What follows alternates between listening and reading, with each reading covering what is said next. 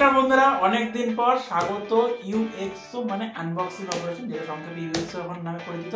তো এই পার্টিকুলার চ্যানেলে আমরা আবার নতুন একটা সিরিজ চালু করছি, সেটা হচ্ছে আরওজি স্ট্রিক্স মিন্স আরওজি লেভেলের কিছু কিছু নিয়ে আনবক্সিং করবো সময় টাইম টু টাইম। তো আজকে আমরা প্রথম জিনিস দিয়ে শুরু করবো, সেটা হচ্ছে আরওজি স্ট্রিক্স G16। টাইটেল সামনে দেখে বুঝে গেছেন, মালটা এখন ডেলিভারি হয় নাই। I think so delivery boy আসার কথা এর মধ্যেই পৌঁছে যাবে। আর ডেলিভারি চলে আসছে, এত ভারী এটা একদিকে দেবে গেছে। তো বেশি দেরি না করে এটা ঠিক করে শুরু করি আমরা।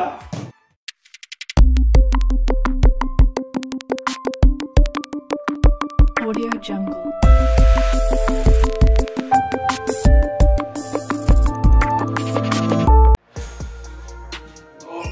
এই পার্টিকুলার ভারী বক্সটাকে, সুটকেসটাকে খুলবো। তো মনে রাখবেন আরওজি স্ট্রিক্সের যে প্যাকেটটা স্পেশালি আছে, নর্মাল যেরকম প্যাকেট সেরকমই মোটামুটি করছে। এবার আমরা অনেকটা বলবো আগের থেকে ছোট ছোট হয়েছে। এখানে স্ট্রিক্সের ব্র্যান্ডিং, এখানে আরওজি লোগোটা রয়েছে এবং পিছনে যদি দেখেন এখানে কিন্তু গেমের ডিজাইন রয়েছে। रहा नहीं जाता। তো এই পার্টিকুলার স্ট্রিক্সটাকে যদি আপনি খুলতে চান তো নর্মালি এই সাইড দিয়ে খুলবেন না। এই যে আপনি দেখতে পাচ্ছেন এখানে একটা হ্যান্ডেল দিয়েছে, এই সাইড দিয়ে আপনার খুলতে লাগবে, নাহলে আপনার স্ট্রিক্সটা পার্টিকুলারলি হবে পড়ে যেতে পারে। এটা কিভাবে করবেন, এইভাবে স্টিক্সটা বেরিয়ে যাবে। খোলার সময় মনে রাখবে যাতে যদি আপনি খারাপভাবে খোলেন তাহলে কিন্তু এই প্রোডাক্টটা পড়ে যাওয়ার সম্ভাবনা আছে। তো কখনোই খারাপভাবে খুলবেন না, এইভাবে বের করবেন, তাহলে প্রোডাক্টটা ঠিকঠাক হবে। তাহলে তো আপনার প্রচুর টাকা লস দেবে। স্টিক্স মানে তো বড় লোক না। আর আমার আরওজি স্ট্রিক্সের এই জিনিসটা খুব ভালো লাগে, যখনই আপনি আনবক্সিং করবেন, যখন এটা আপনি টানবেন সুন্দর করে ল্যাপটপটা উপরে উঠে আসবে। তো আমরা ল্যাপটপটাকে আপাতত একটু দূরে রাখছি মেন জিনিসটা দেখার জন্য। তো এখানে যেটা দেখতে পাচ্ছেন, এখানে একটি বাক্স রয়েছে এবং এর ভিতরে রয়েছে power adapter. Power adapter I think এটা 240 ওয়াটের এখানে পাওয়ার অ্যাডাপ্টার দিয়েছে এখানে সঙ্গে, এবং এখানে কিছু দিয়েছে বইপত্র, যেটা কেউ পড়ে না, আমাদের পড়াশোনা করতে লাগে না।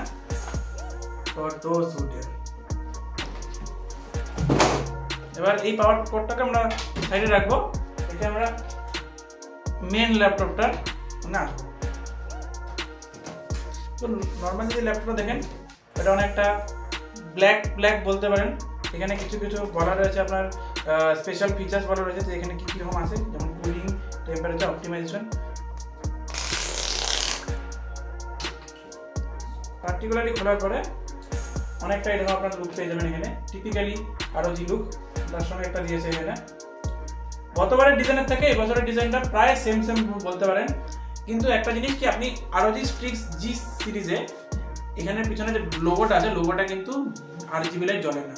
যদি আপনি স্কার নেন, একমাত্র স্কারেই কিন্তু লাইট জ্বলে, তাছাড়া ওটা মাথায় রাখবেন। যদি আপনারা সেই লোগো জ্বলার জন্য, ইমপ্রেস করার জন্য কাউকে নিচ্ছেন, তাহলে অবশ্যই স্কারে যান, এখানে যাবেন না। এটাতে কিন্তু লোগো জ্বলে না, বাকি সবই ফিচার সেমই রয়েছে। যেটা দেখতে পাচ্ছেন এখানে কিন্তু ফুল সাইজ কিবোর্ড দেয়নি, আপনি আরওজির কোথাও পাবেন না। ইনফ্যাক্ট যদি স্কার সিরিজ নেন সেখানেও কিন্তু ফুল সাইজ কিবোর্ড নেই।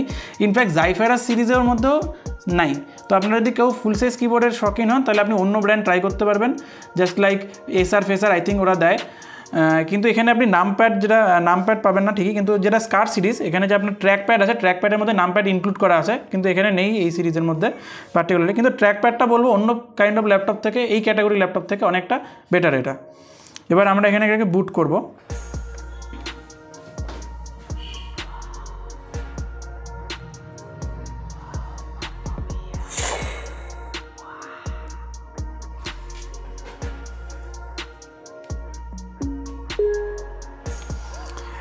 Less than 10 seconds I think এটা ওপেন হয়ে গেছে।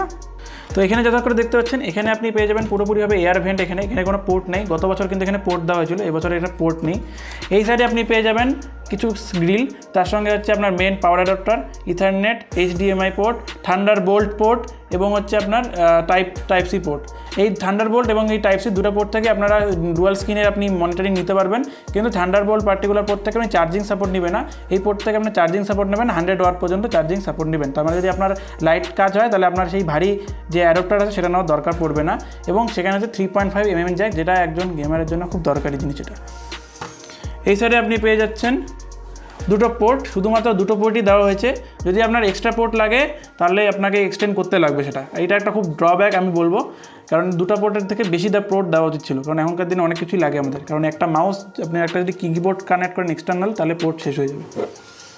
তো ব্যাক সাইড আপনি পেয়ে যাচ্ছেন এখানে পরিষ্কার এয়ার ভেন্ট এবং এখানে ROG-র একটা ব্র্যান্ডিং রয়েছে এবং তার সঙ্গে সঙ্গে এখানে আপনার পেয়ে যাবেন হচ্ছে দুটো হচ্ছে রাবারের জিনিস, যাতে আপনি এটা উঁচু থাকে এবং তার সঙ্গে যাতে আপনার ভালো করে এয়ার ফ্লো ভালো মতন হয় তার জন্য এটা দেওয়া হয়েছে। এবং এখানে আপনি দেখেন রিপাবলিক অফ গেমার্স পুরো লেখা আছে, এখানে কম আছে কিবোর্ড ফ্লেক্স, মোটামুটি বিল্ড কোয়ালিটি খুব সলিড বলতে পারেন বিল্ড কোয়ালিটি, এবং ওয়ান হ্যান্ড থেকে আপনি এটাকে ওপেন করতে পারবেন এবং এটার হিঞ্জও খুব কম। এবার সবথেকে বড় কথা আসুস এখানে আপনার হচ্ছে ক্যামেরা দিয়েছে, এখানে ভালো করে দেখেন যদি ক্যামেরা, কারণ এর আগে সিরিজগুলোতে ক্যামেরা ছিল না এখানে আসুসের, এবার প্রথমবার ক্যামেরা দিয়েছে, তাই আপনি এডিটিং ফেডিটিং করার সময় খুব বেটার অপশন হবে।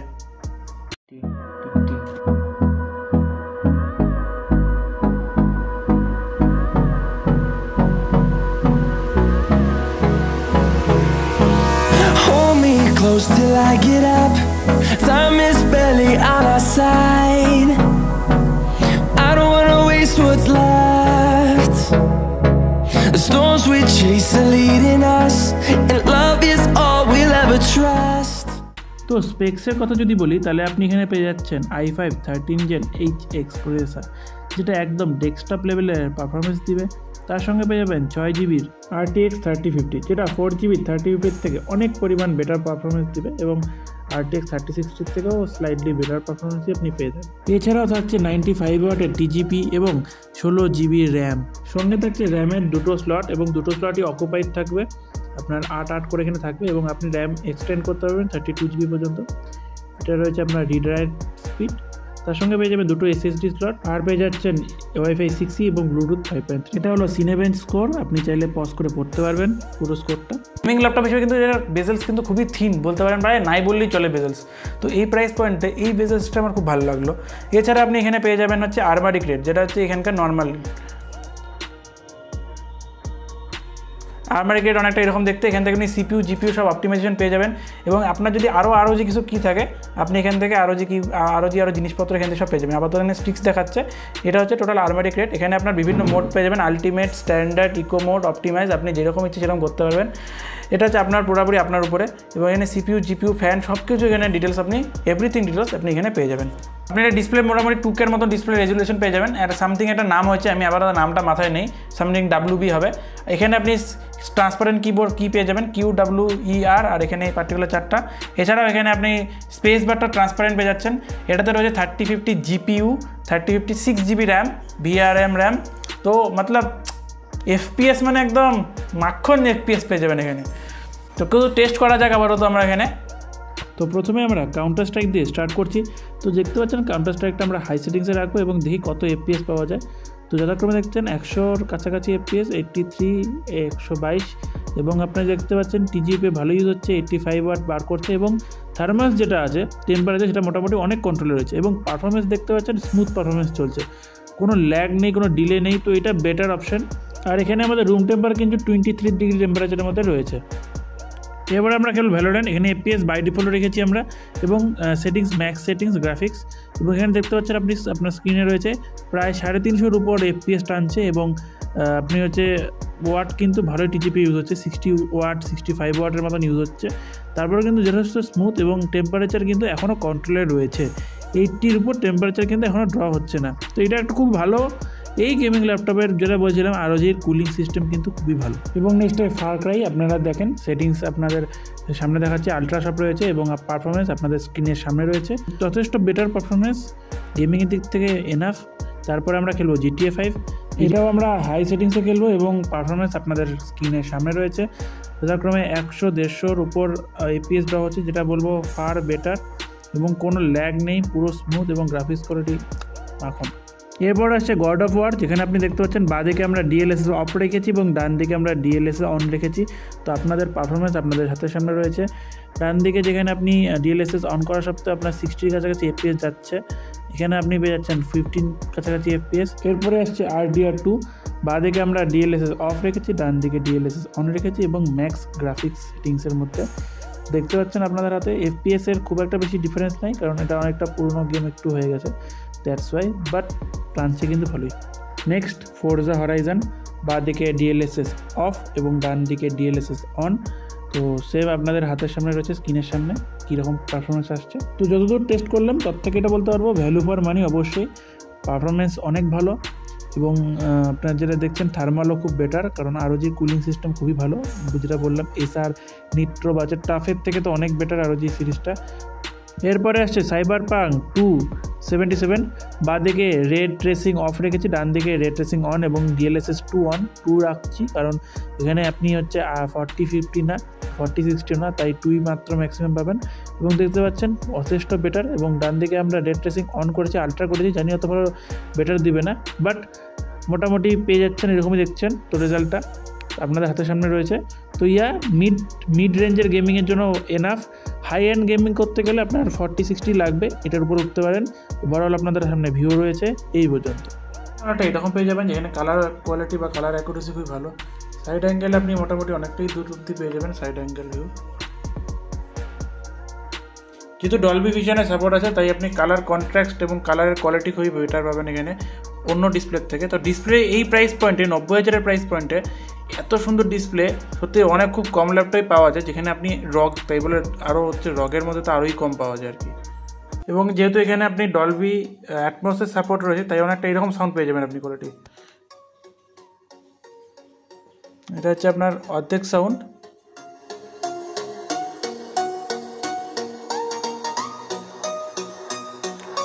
ফুল সাউন্ডে এরকম একটা আছে।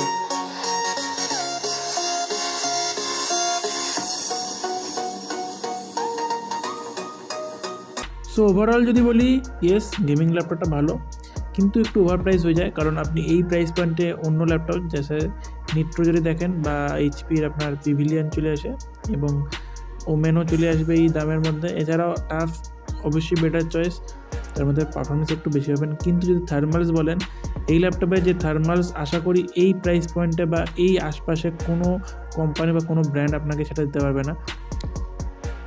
শুধু আমার এখানে একটা জিনিসই খারাপ লেগেছে, যেখানে পোর্ট শুধু কম দিয়েছে। আপনার এই সময়ে কিবোর্ড এবং মাউসের দুটো পোর্ট চলে যায়, তো পোর্টের সংখ্যা বেশি দেওয়া ছিল। তার সঙ্গে সঙ্গে SSDটা যদি একটু বেশি স্ট্রং দিত, কারণ এখনকার যে SSD রয়েছে একটু কম স্পিড দেয়। তো এটাই ছিল আমার ওপিনিয়ন ছোটো মোটো। আপনাদের উপর এখন আমি সব আপনাদের বলে দিয়েছি, কি আপনারা চাইলে কিনতে পারেন নাও কিনতে পারেন, আপনাদের উপর পুরোটা। আর আপনারা যদি এই ল্যাপটপ সম্পর্কে আরও কিছু জানতে চান অবশ্যই কমেন্ট করবেন, আমরা চেষ্টা করবো সেই নিয়ে একটু ভিডিও বানানোর। বন্ধুরা আজকে ভিডিও হচ্ছে এই পর্যন্ত। যদি আপনি আরও ভিডিও চান তাহলে আমাদের চ্যানেলটা সাবস্ক্রাইব করুন, কারণ আরও কিছু ভিডিও আসবে। তো দেখা হচ্ছে নেক্সট ভিডিও, ততক্ষণ টাটা বাই বাই।